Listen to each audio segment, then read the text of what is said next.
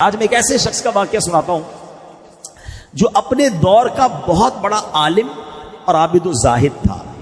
کیسا عالم تھا کہ اس کو اسم اعظم کا علم تھا، اپنی جگہ پر بیٹھتا تھا اور اپنی روحانیت سے عرش اعظم کو دیکھ لیتا تھا۔ اب آپ سوچیں ایسا کہاں ملے گا؟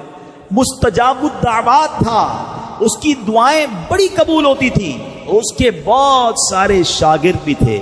اب کیا ہوا؟ حضرت موسیٰ علیہ السلام کا دور آیا، قوم جبارین سے جہاد کرنے کے لیے بنی اسرائیل کے لشکر روانہ ہوئے۔ تو اس شخص کا نام کیا تھا؟ بلعم بن باعورہ۔ ٹھیک ہے، قرآن میں اس کا واقعہ موجود ہے۔ اتنا نیک آدمی، اتنا مقبول آدمی۔ اب بلعم بن باعورہ کے پاس اس کی قوم گھبرائی ہوئی آئی اور کہا کہ حضرت موسیٰ علیہ السلام ایک بہت بڑا طاقتور لشکر لے کر ہم پر حملہ آور ہو رہے ہیں اور وہ چاہتے ہیں کہ ہماری زمینوں سے نکال کر یہ زمینیں جو ہے وہ بنی اسرائیل کو دے دیں۔ آپ مستجاب الدعوات ہیں، آپ حضرت موسیٰ علیہ السلام کے لیے ایسی بد دعا کر دیں کہ وہ شکست کھا کر واپس چلے جائیں۔ اب یہ کانپ گیا، اس کو معلوم تو تھا کہ وہ اللہ کے نبی ہیں۔ تو وہ کہتا ہے تمہارا برا ہو خدا کی پناہ، تم جانتے ہو کس کے بارے میں بات کر رہے ہو؟ حضرت موسیٰ علیہ السلام تو اللہ کے رسول ہیں، میں ان کے خلاف کیسے بد دعا کر سکتا ہوں؟ اور ان کے لشکر میں تو مومن بھی ہیں اور فرشتوں کی جماعت بھی ان کے ساتھ ہے۔ اب یہ قوم رونے لگی، گر گڑانے لگی، اصرار کرنے لگی۔ تو اس نے کہا میں چلو استخارہ کر لیتا ہوں، اگر اجازت مل گئی تو پھر دیکھتے ہیں۔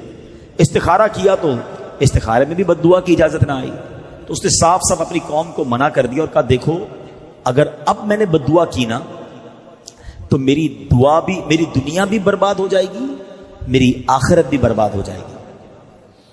اس کے بعد اس کی قوم نے کیا کیا؟ پلان بی، بڑے تحائف، مہنگے تحائف پیسے لے کر، بڑے گراں قدر بڑے چیزیں لے کر اس کے پاس گئے اور کہا کہ یہ سارے تحفے آپ رکھ لیں، بس آپ دعا کر دیں۔ اب حب مال کی محبت یہ آنکھوں پر ایسا پردہ ڈال دیتی ہے کہ جب پیسہ سامنے نظر آتا ہے بندے کو دنیا کی چیزیں نظر آتی ہیں۔ اب آپ سوچیں کہ یہ شخص، اسے معلوم ہے کہ وہ اللہ کے نبی ہیں، مگر جب اتنے پیسے، اتنا مال، اتنے جواہرات سامنے آئے تو اس کی آنکھوں پر پردہ پڑ گیا، لالچ کا بھوت سوار ہو گیا اور وہ مال کے جال میں پھنس گیا۔ اپنی گدھی پر سوار ہو کر پہاڑ کی طرف جانے لگا۔ راستے میں بار بار وہ گدھی رک جاتی، مڑ جاتی، آگے نہ چلتی۔ یہ اسے مارتا رہا، آگے بڑھاتا رہا، وہ آگے بڑھتی نہیں تھی۔ اس کو بھی گویا پتا چل گیا تھا یہ کیا کرنے جا رہا ہے۔ اب اللہ کریم نے اس جانور کو بولنے کی طاقت دی اور وہ جانور پتہ ہے اس کو بلعم بن باعورہ کو، یعنی ایک انڈیکیشن بھی دیا گیا، اسے ایک آخری وارننگ بھی دی گئی کہ اس جانور نے کہا اے بلعم بن باعورہ تو کدھر جا رہا ہے؟ میرے آگے فرشتے کھڑے ہیں، میرا راستہ روک رہے ہیں، میرا منہ دھکیل رہے ہیں پیچھے کی طرف۔ اے بلعم تیرا برا ہو، تو اللہ کے نبی اور مومنین کی جماعت پر بد دعا کرے گا؟ اللہ اکبر۔ اس کے باوجود بلعم بن باعورہ واپس نہیں ہوا۔ کیسا پردہ ہوگا!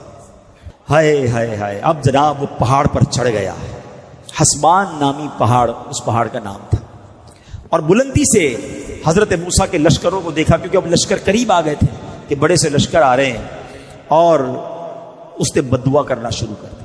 مگر رزلٹ کیا ہوا؟ اللہ کی شان دیکھو، وہ بد دعا ان کے لیے کرتا تھا مگر اس کی زبان سے وہ الفاظ نہیں نکلتے تھے، اپنی قوم کے لیے بد دعا نکلتی تھی۔ اب کیا ہوا؟ یہ دیکھ کر اس کی قوم نے ٹوکا کہ تم کیا کر رہے ہو؟ تم تو ہمیں ہی بد دعا دے رہے ہو، ہم نے پیسے دیے، ہم نے مال دیا کہ حضرت موسیٰ کے خلاف بد دعا کرو، تم ہمیں ہی بد دعا دے رہے ہو۔ وہ کہتا میری قوم، میں کیا کروں، مجھے سمجھ نہیں آ رہا، میں بولتا کچھ ہوں اور زبان سے نکل کچھ اور رہا ہے۔ اب یہ بات کر ہی رہا تھا کہ اس پر اللہ کا غضب نازل ہو گیا، اس کی زبان لٹک گئی، سینے پر آ گئی۔ اس وقت بلعم بن باعورہ نے رو رو کر اپنی قوم سے کہا کہ افسوس، میری دنیا اور آخرت دونوں برباد ہو گئی، میرا ایمان جاتا رہا اور میں قہر قہار اور غضب جبار میں گرفتار ہو گیا۔ اب میری کوئی دعا قبول نہیں ہو سکتی، میں برباد ہو گیا۔ اب اس مکار نے، اس برباد شخص نے کہا کہ میں تو ہو گیا برباد، اب میں تمہیں ایک طریقہ بتا دیتا ہوں، دعا تو میری کامیاب نہیں ہوئی، لیکن تم اگر حضرت موسیٰ علیہ السلام کے لشکروں کو شکست دینا چاہتے ہو تو تم لوگ ہزاروں خوبصورت لڑکیوں کو بہترین کپڑے اور زیورات پہناؤ اور بنی اسرائیل کے لشکر میں بھیج دو۔ اس لشکر میں کسی ایک شخص نے بھی غلط کام کر لیا تو پھر اس لشکر پر عذاب نازل ہو جائے گا، اس لشکر کو شکست ہو جائے گی۔ اور ایسا ہی ہوا کہ اس لشکر میں ایک شخص نے برا کام کیا اور وہ لشکر جو ہے اس کے اندر طاعون کا مرض پھیلا، پلیگ جس کو کہتے ہیں، اور گھنٹے بھر میں 70,000 افراد مر گئے اور سارا لشکر تتر بتر ہو کر نامراد واپس آ گیا۔ حضرت موسیٰ علیہ السلام کے قلب پر بڑا بڑا افسوس ہوا۔ اب دو بڑی اہم باتیں سمجھنی ہیں۔ مال کی لالچ انسان کو کہاں لے جا سکتی ہے؟ مال کی محبت دل میں ایسی مت داخل ہونے دینا کہ جب آنکھوں پر پردہ آ جائے تو بندہ بہت سارے حرام کام کر جاتا ہے۔ اور دوسری چیز جو اس واقعے سے سیکھنے کو ملی نا، کہ چاہے بہت اچھے کام ہم کر رہے ہوں مگر کبھی کبھی ایک حرام کام، اللہ کی ایک نافرمانی، اس میں ایسی بے برکتی اور نحوست ڈال دیتی ہے کہ سارا کام برباد ہو جاتا ہے۔ آج ہم کہتے ہیں ہماری مہنگائی کمر توڑ رہی ہے، کبھی سیلاب آ جاتا ہے، کبھی زلزلہ آ جاتا ہے، کبھی آگ لگ جاتی ہے، ہر روز بری خبریں کیوں سن رہے ہیں؟ ہم اپنے اعمال بھی تو دیکھیں نا، اس میں ایک بندے نے بدکاری کی پورا لشکر تباہ ہو گیا۔ آج بدکاریوں کے اڈے بن گئے ہمارے ملکوں میں، آج بے حیائی کے کاموں کی یلغار۔